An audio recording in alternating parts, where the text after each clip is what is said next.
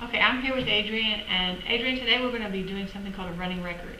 And that's where I listen to you read, and I take some notes as you're reading, because I want to hear you read. I want to know the different things that you do as you read out loud, and then when you finish, I'm going to ask you to retell whatever you remember and whatever you comprehend. All right? The reason why we're doing this is because I want to hear the different ways in which you read, because I want to find ways in which I can help support you as a teacher, help support you become even better than what you are right now. Okay? All right. So I have some text here I want to share with you, and of course I would love for you to read whatever you want. This is called Stella Luna. Here's another one. It's called What You Know First. Now you said you like basketball, right? So this book has lots of poetry and other things about basketball. This is a book that is about my very own room. You might want to read something from that. And those are the things that I brought in case you might want to read that. Of course, we could have brought something from the classroom as well. Is there anything that makes you, any one of these texts that I've shown you, you might want to read out loud to me today? You want to read Stella Luna. Okay, so what we're going to do is, you go ahead and look through the pictures before we start. And I am going to take some notes over here as we go, when you're ready to start. All right, and we're going to start very, very soon. I'm going to time it. I'm close to it. We might be doing a modified running record today. It would probably be about a minute long. You think you could read for a minute long? I think that would be all right with you? Okay. Yeah. So whenever you're ready to begin, just let me know, and we'll start. Have you read Stella Luna before? Okay. You like it? Okay, that's great. So we'll start with the first page, and when you're ready to read, go ahead and read out loud. In a warm and sultry forest far, far away, there once lived a mother fruit bat and her new baby. Oh, how Mother Bat loved her soft, teeny baby. I'll name you Stella Luna, she crooned.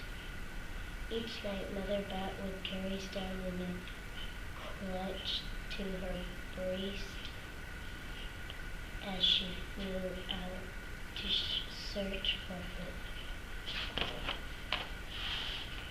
One night, as Mother Bat followed the heavy scent of ripe fruit, an owl spied on her. On silent wings, the powerful bird swooped down upon the bats. Dodging and shrinking, Mother Bat tried to escape, but the owl struck again and again. Okay, thank you. Go ahead and finish up the last sentence. Knocking Stella Luna into the air. Wow. You like it so far? Okay. So, what do you remember? What do you remember? Can you retell basically what it was about? That this mother, she liked her baby very much. And one day she was flying, and an owl came, and she bumped into the owl, and the owl struck her, and then she fell down, and her baby fell. Okay, great. So that's what you remember so far, right? Okay, I want to share with you some things that I noticed while you were reading, that you read with what we call prosody and expression. You were reading along and you were paying attention to certain punctuation, but you were also reading to try to understand in the voice that maybe the author would have written it, right? So I liked the rate of reading that you read in, and I noticed there was a few times that you had a word that came up to you that you maybe weren't familiar with. I'm going to go ahead and try to find that word, okay? On this page, do you remember what word it was? Oh, okay. See this word, it's sultry. Okay, are you familiar with that word? Have you ever heard it before? It's probably new, right? So sometimes we come to a word we don't know, and I saw that you tried to pronounce it, you went over it, and then you gave 2 or 3 attempts and you went on. That shows me that you really care about what you want to read, okay? And I like that, because you tried to sound it out, you tried to figure it out, and it was an unfamiliar word. And so you had some strategies to help you with that.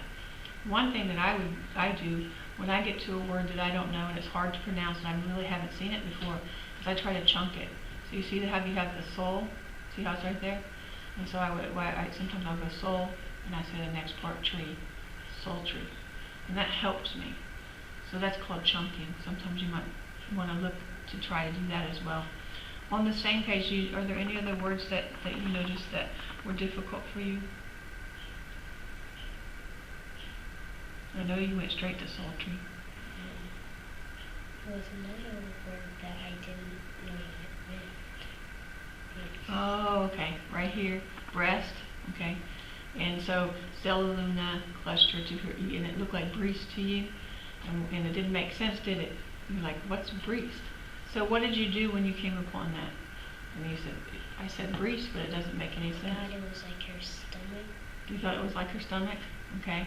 And it's her breast. This is her area where she would carry him. See the picture of it right there. And you had the meaning of it. You just didn't know how to say it the way it was written, right? This is another one. You said teeny, and it was tiny. Okay. And some people say teeny tiny. You probably have heard people say that, right? So that's another one. That your comprehension, you understood it as the retail. You gave me lots of details about it, and so.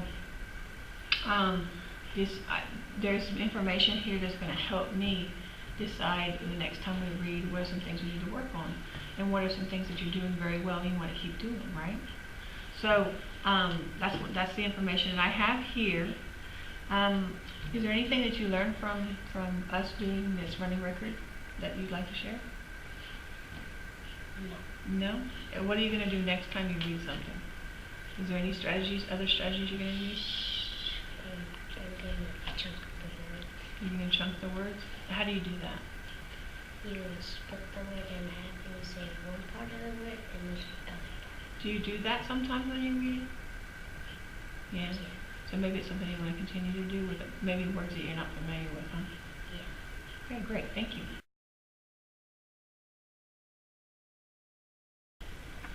Okay, Adrian, I hear you want to try out. You want to go ahead and read something, and it's you're reading a poem, and go ahead and read it out loud, and we'll read for a minute or so. Let me see if I can get this thing to work to give us a minute. We're doing a modified running record, and we'll see how it goes within a minute and see how you do. Okay? Go ahead and read out loud when you're ready. I dug my billy white shoes, Johnson cleats, into the fine brown dirt. End quote. By white powers rectangular lines, I dug my cleats in about 2 inches or so into the batter's box. 2 inches or so. Looking up, I faced the devil named Rocky Jennings. I faced the devil who stood 8 feet tall from a mound of dirt, perched placidly on a long, large, white, slippery slab of rubber. The devil incarnate peered down at me, looked right through me. Black clouds of smoke emanated from his monstrous nostrils. The smoke looked at and eventual smile revealed his deep dark fangs ready to devour me in an instant. I stood defiant. Not today, not now, not ever. You will not take my soul, not this time, not all. Oh, you can go to the next page. Go ahead. I whispered under my breath with every ounce of courage that I could summon. Trembling, sweating, twitches inching closer in the box, anxious for the unknown. All right, thank you. Thank you so much. So, can you let me know what you remember, what you retell? You tell me That basically he what. said that the batter said that there was like he looked like a mean picture, and he was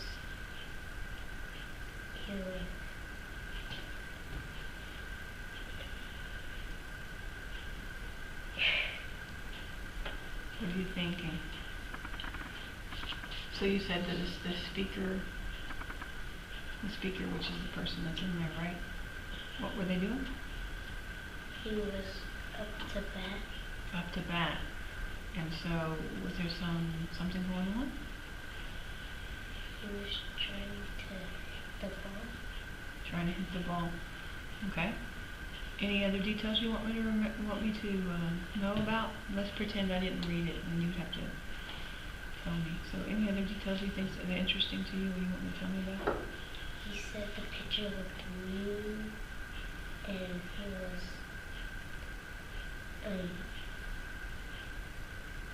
he was tall, and looked mean. Okay.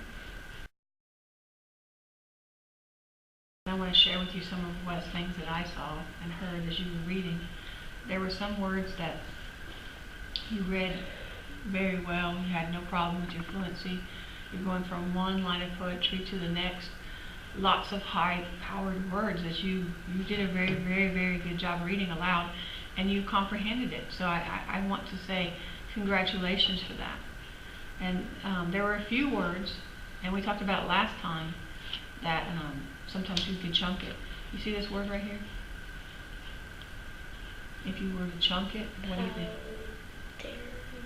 Powdered, right? And when you read it, you said powered. So I was thinking that if we went and looked inside the word a little bit more, that would help it. So it's white powered or white powdered, which makes more sense. White powdered. Yeah. And so as you went on, this word right here was a little troublesome for you because it's someone's name. Sometimes you have trouble with it. So you could see if you were to chunk it, how would you say it? Jenkins. Yeah, Jenkins. Now, maybe you're not familiar with that name as much as the person who wrote it. So then we're here, you have perched. Do you see this word right here? You tried to sound it out. You tried to chunk it. Do you think you could say it now? Are you familiar with it? Please. Yes, placidly. Have you ever heard that word placidly before? Yeah. Sometimes when we try to, if we've never heard it before, we have to try to figure it out, and then we sometimes still need to read it through and ask someone else how to say it sometimes. That's fine. And then I noticed as you went through, you did something called a self-correction. Do you know what a self-correction is? No. Sometimes when I read something, I read it out loud or I read it in my mind, and I know it doesn't make any sense because I've read it incorrectly. And so I said to myself, wow, that doesn't make any sense. I need to go back and read it the way I think it should be read. And so then I go back and I self-correct myself in order to understand it better. And that's called a self-correction. All readers do that. And the really good readers do it in order to help them understand. So when you got to the word smug here, you said sun, and then you're like, that doesn't make sense. And then you did reversal, and you said it again, and then you said, then you sounded it out for yourself. You said smug, and then you kept going on. So it didn't interrupt with your comprehension, and it helped you understand. It helped you understand what you were reading. So I thought you understood that. So that's really good to do those self-corrections. And I want to say that this has helped me a lot to look at things that we can work on as readers. When we're in a classroom, when I'm reading by myself, or when you're reading by yourself, and we're in a guided reading group, when I'm reading my writing back to myself, whatever it happens to be, you can incorporate some of the strategies that you're doing now, and also some of the newer ones that we're going to talk about when we're in our guided reading group. Okay? Good job.